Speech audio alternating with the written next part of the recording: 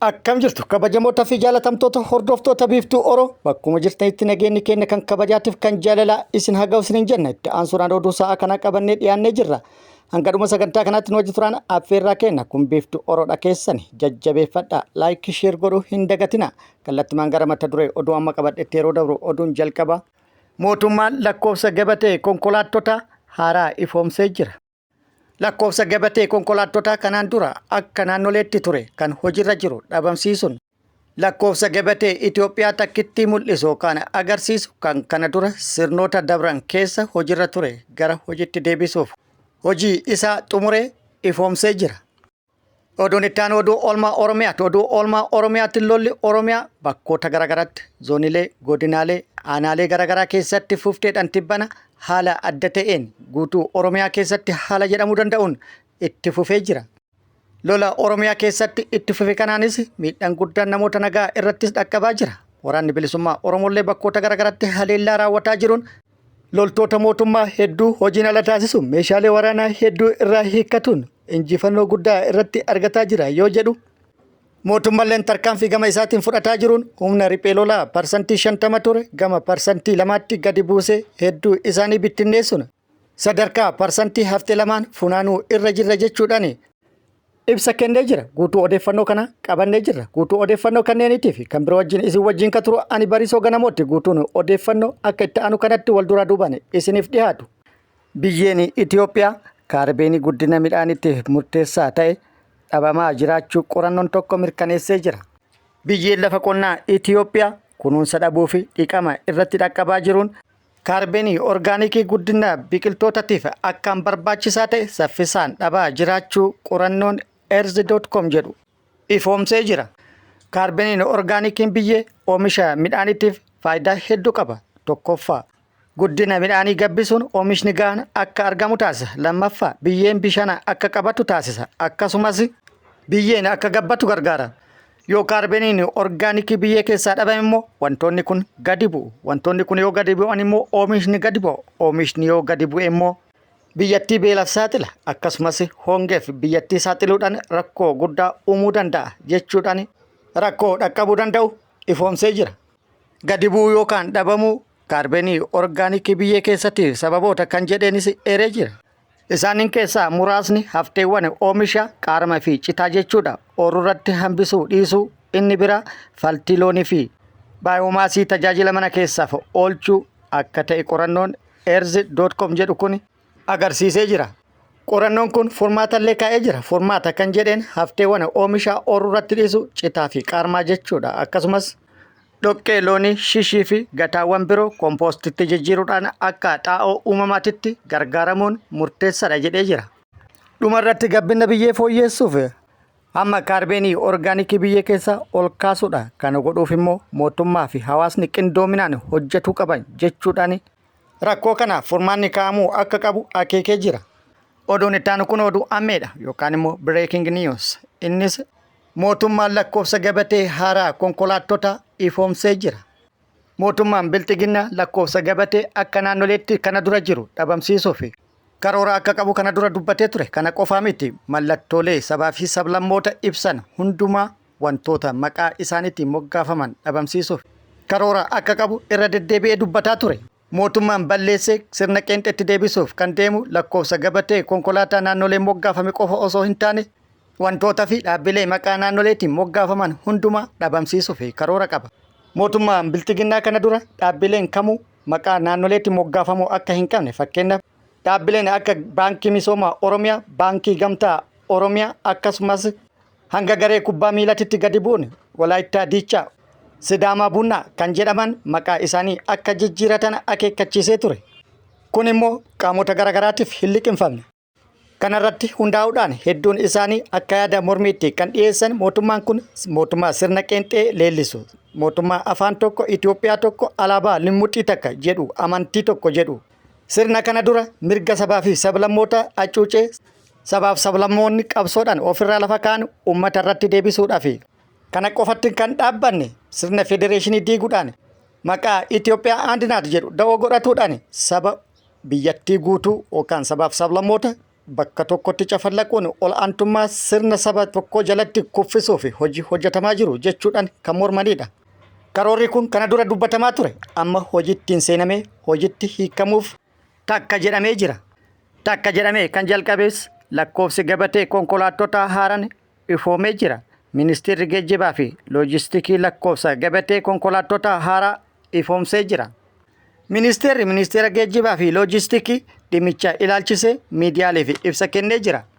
Ibsa kennameen gosoota fi mallattooleen lakkoofsa gabatee konkolaattota haaraan akkaataa qajeelfama kenniinsa tajaajilaa fi murtoo lakkoofsa 1015 loosaa 2017 tti qophaa'uu beeksisee jira. Gabateewwan qophaa'an kun ibsituuwwan Itoophiyaa kan qaban malee kan naannolee ibsanii miti jedhee jira. Ammaaf gabateewwan 50,000 agarsiisaaf qophaa'anii jiru jechuudhaan ibsa kennee jira. Itti dabaluun hojiin dijitaalaa xumuramuun adeemsi jijjiiruu yeroo dhiyootti kan eegalu ta'us himee jira. Akkasumas bara 2018 keessa guutumatti jijjiiranii xumuruuf qophiin gahaan taasifamuu ibsee jira. Oduun itti aanu oduu oolmaa Oromiyaati. Oduu oolmaa Oromiyaati lolli har'as Oromiyaa godinaalee fi zoonilee garaagaraa keessatti loltoota mootummaatiif waraana bilisummaa Oromoo gidduutti gaggeeffamee jira. Bakkoota hedduutti lola gaggeeffamaa jiru irratti waraanni bilisummaa Oromoo haleellaa humnoota mootummaa irratti raawwatuun injifannoo argadhe jedhee jira. Kibba Oromiyaa giddu galaa fi akkasumas lixa Oromiyaatti haleellaa humnoota mootummaa irratti fufteedhaan raawwataa jiruun loltoota mootummaa hedduu hojiin ala taasisuun meeshaalee waraanaa hedduu irra hiikkatuun kasaaraa guddaa mootummaa irratti kan humna namaatiif kan meeshaa waraanaa dhaqqabsiisa jedhee jira. Haaluma kana waraanni bilisummaa Oromoo zoonii giddugala Oromiyaa lixa Shaggara aanaa jaldutti barraaqan haleellaa humnoota mootummaa irratti raawwatuun miidhaa guddaa dhaqqabsiisu odeeffannoon gama sirraa baate ibsitee jirti. Har'a onkololeessa 8,2025 barraaqana aanaa jaldutti haleellaa humnoota mootummaa irratti raawwateen humnoota mootummaa hedduu addunyaa kanarraa godaansisee hedduu madeessee meeshaalee hedduu irraa hiikkatuun injifannoo boonsaa irratti argadhe jedhee jira. Dabalata yookaan guutuu odeeffannoo kana akkuma nu ga'een qabannee kan isiniin geenyu ta'a. Haaluma wal fakkaatuun waraanni bilisummaa Oromoon halkan edaa zoonilee garaagaraa keessatti yeroo wal fakkaatatti oopereeshinii gaggeessuun tarkaanfii fudhateen injifannoo boonsaa galmeesse jedhee jira.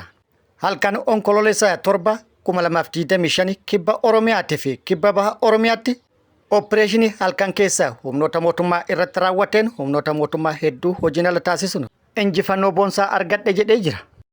Haaluma kanaan waraanni bilisummaa Oromoo zoonii kibba baha Oromiyaa Arsii baha aanaa Roobee Diidaatti oopereeshinii halkan onkololeessa 7,2025 humnoota mootummaa irratti raawwateen miidhaa guddaa dhaqqabsiisa jedhee jira. Aanaa Roobee Diidaa ganda walta'ii keessatti haleellaa humnoota mootummaa irratti raawwateen humnoota mootummaa hedduu addunyaa kanarraa godaansisee hedduu immoo madeessee meeshaalee waraanaa hedduus irraa hiikkatu odeeffannoon gama sirraa baate ibsitee jirti. Walumaagalatti haleellaa humnoota kanneen irratti raawwateen 15 battalumatti addunyaa kanarraa godaansee 5 immoo madeessee AKM 8 fi meeshaalee waraanaa biroollee hiikkatu odeeffannoon gama sirraa nu ga'e ibsee jira.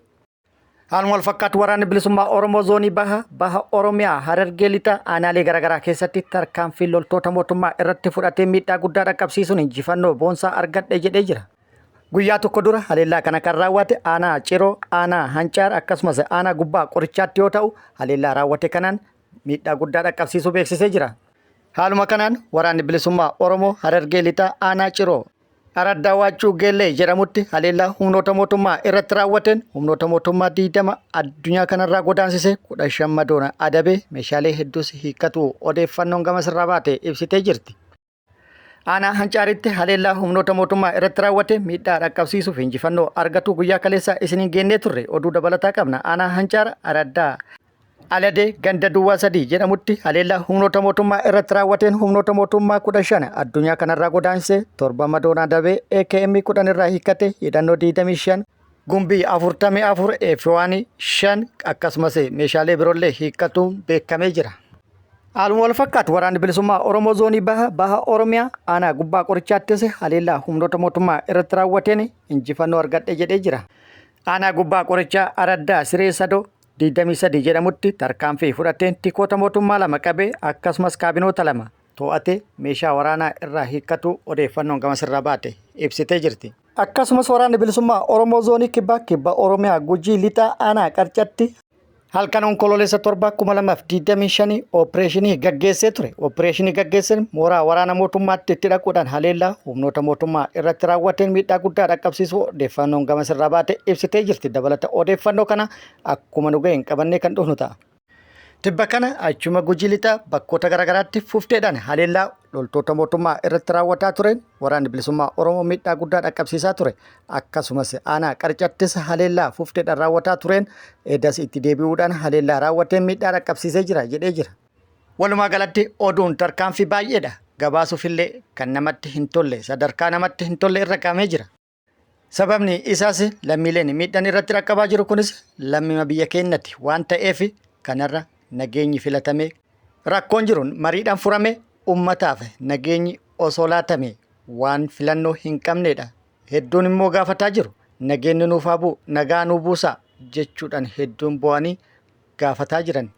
Nutilleen waraanni misooma hin fidu lubbuu nama galaafata qabeenya biyyattii barbadeessa. Rakkoon jiru mariidhaan furame nageenyi biyyattiif ummata keenyaaf haa bu'u jenna. Oduu gara biraatiin immoo lixa Oromiyaatti waraanni bilisummaa Oromoo loltoota mootummaa booji'ee ture gara maatii isaaniitti geessee jira. Torban darbe aanaa Jaardagaa Jaartee ganda Haroo Labuutti lola ture irratti loltoota mootummaa booji'ee mirga isaanii eeguun waliigaltee seera idil addunyaa kabajuun hubannoo erga kenneefii booda booji'amtoota kana gara maatii isaanii akka galan taasisee jira. Lola Oromiyaa bakkoota garaagaraatti deemaa jiru kanaan wal qabate gama mootummaatii odeeffannoon jiru mootummalleen bakkoota garaagaraatti opereeshinii babal'aa gaggeessaa jiraachuu beeksisee jira. Itti aanaan ajajaa waraana biyyattii waliigalaa Jeneraal Ababoo Taaddasaa haasaa taasiseen haleellaa yookaan tarkaanfii bakkoota garaagaraatti humna riphee lolaa irratti fudhataa jiraniin milkaa'aa kan jiran ta'uu ibsuudhaan tarkaanfii fudhataa jiran kanaan riphee lolaa parsantii 50 ture yeroo ammaa kana facaasuun humna riphee lolaa bittinneessine yeroo ammaa kana gara parsantii 2tti gadi bu'anii jiru. Amma hojiin hojjetamaa jirus hojii isii haftee parsantii 2 tana funaanuudha jechuudhaan haasaa taasisee jira. Haasaa inni taasise kana wal bira qabame haalli biyyattii keessa jiruu fi deemaa jiru maal akka ta'e hawaasni madaalee beekuu waan danda'uu fi salphaadha. Haasaa jeneraalchaa kana wal qabsiisuudhaan hayyuun siyaasaa tokko yaada nuu kennee jira. Yaada nuu kenneen kun of sobuudha jechuudhaan jalqabee jira.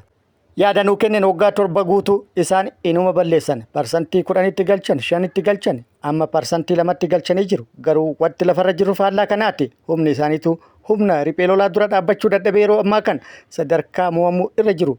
Naannoo hundatti harca'aa jiru booji'amaa jiru kan naannoo Amaaraatti tibba dabre ta'e waan akka ragaatitti dhiyaatuu danda'udha. Naannoo Oromiyaatti immoo dachaa kanaatti jechuudhaan yaada isaa kennee jira. Dhugaa kana immoo uummanni biyyattii qabatamaa fi haala inni keessa jiru waliin wal qabsiisee beeka. Uummata sobuun immoo hin danda'amu. Kanarra karaa nageenyi itti dhufuu danda'u irratti xiyyeeffatuudhaan nageenyi akka dhufu taasisuun waan mootummaarraa eeggamu jedhee jira. Itti dabaluunis mootummaan yeroo ammaa kana mariidhaan rakkoo furuu caalaa hanga humna qilleensaa kaasee haleellaa bakkoota garaagaraatti raawwataa jirutti deemee jira. Bakkoota garaagaraatti yeroo ammaa kana haleellaan humna qilleensaa irraan raawwatamaa jiru miidhaa guddaa namoota nagaa irratti dhaqqabsiisaa jira jechuudhaan dubbatee jira. Kabajamoota fi jaalatamtoota hordoftoota biiftuu Oroo oduun ammaaf qabadde kana hanga ammaa kana guutuu oduu wajjin isin wajjin kan ture ani Bariisoo Ganamooti. Hanga yerootti aanutti deebinee wal agarrutti nageenyi Rabbi isiniif haa baay'atu. Nagatti nu turaan immoo hawwii kennaa nagatti nu tura.